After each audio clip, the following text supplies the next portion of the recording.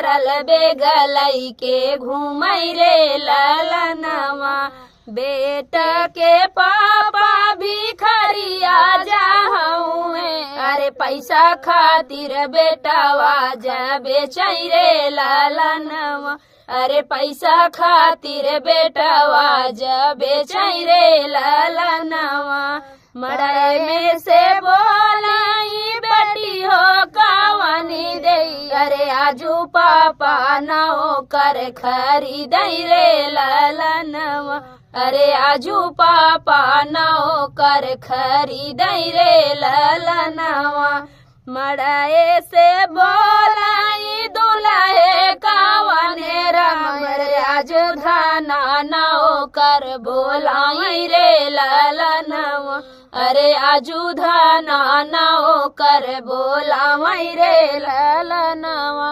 बेटी के चाचा पुलिसवा जाहुए, अरे पैसा भरल बेगलई के घूमई रे ललनवा। अरे पैसा भरल बेगलई के घूमई रे ललनवा।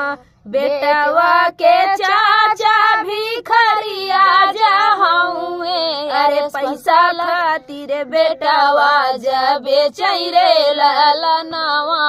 अरे पैसा खातिर बेटवा जा बेचई रे ललनवा।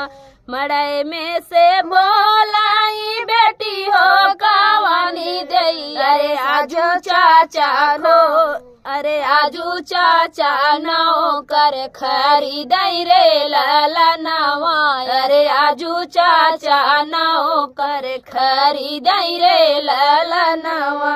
मड़ई में से बोलाई दुल्हे कावने राम, अरे आजू धाना नौ कर बोलावई रे ललनवा।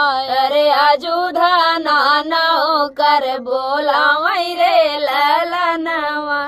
बेटी के भैया जौली सवाज हुए, अरे पैसा भरल बेगलई के घूमई रे ललनवा। अरे पैसा भरल बेगलई के घूमई रे ललनवा।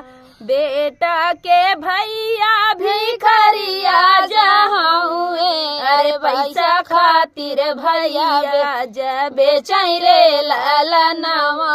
अरे पैसा खातिर भैया जा बेचई रे ललनवा।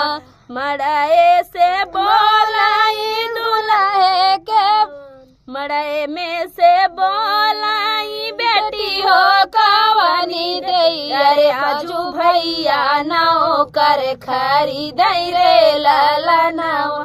अरे आजू भैया नौ कर खरीदई रे ललनवा।